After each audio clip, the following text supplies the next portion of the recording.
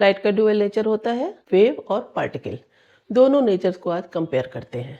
सबसे पहले डिस्कस करते हैं नेचर ऑफ लाइट पर। तो वेव थ्योरी में लाइट एक कंटिन्यूअस वेव है। कैसी वेव है? Electromagnetic wave. लेकिन पार्टिकल पिक्चर क्या कहती है कि लाइट छोटे छोटे डिस्क्रीट एनर्जी पैकेट से मिलकर बनी होती है, उन्हें फोटॉन्स कहते हैं।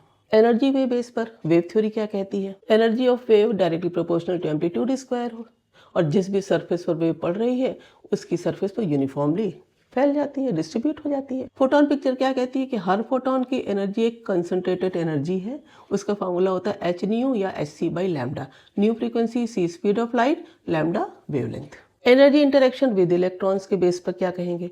वेव थ्योरी क्या कहती है कि जब भी वेव किसी भी सरफेस पर पड़ती है तो लाइट वेव से इलेक्ट्रॉन एनर्जी एब्जॉर्ब करते हैं। कैसे? ग्रेजुअली, धीरे धीरे। फोटोन पिक्चर में क्या होता है?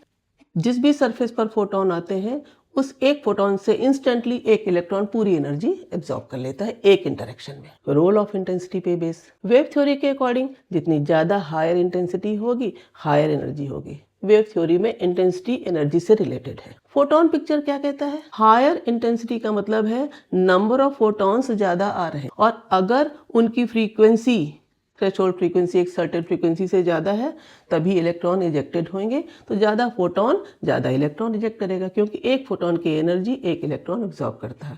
खास बात क्या है कि फोटोन की एनर्जी उतनी ही रहती है। आप इंटेंसिटी बढ़ाते हो तो नंबर ऑफ फोटॉन्स तो बढ़ेंगे, लेकिन उनकी एनर्जी सेम रहती है।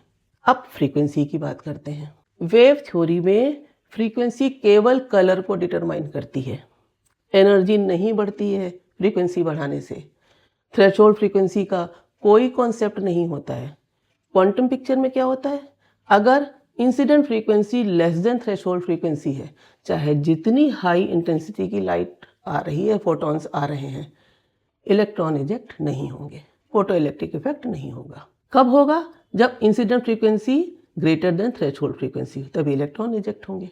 Maximum kinetic energy of electrons या काइनेटिक एनर्जी ऑफ इलेक्ट्रॉन्स के बेस पर वेव थ्योरी क्या कहती है कि इलेक्ट्रॉन्स की एनर्जी इंटेंसिटी पर डिपेंड करती है। फोटोन पिक्चर क्या कहता है? काइनेटिक एनर्जी ऑफ इलेक्ट्रॉन जो भी एमिट हो रहे हैं सरफेस से, फ्रीक्वेंसी पर डिपेंड करते हैं, इंटेंसिटी पर नहीं। लास्ट, जब भी लाइट वेव किसी सरफेस पर आती है, उससे इलेक्ट्रॉन निकलना है तो बहुत ज़्यादा टाइम लगेगा। इसीलिए photo electric effect wave theory से एक्सप्लेन नहीं होता, क्योंकि इसमें टाइम डिले होता है। फोटो इलेक्ट्रिक इफेक्ट में नो टाइम लैग। जैसे ही फोटोन आया, एक इंटरेक्शन, एक फोटोन एक इलेक्ट्रॉन का हुआ, इलेक्ट्रॉन ने एनर्जी एब्जॉर्ब कर ली, तुरंत वो एमिट हो गया, नो टाइम डिले।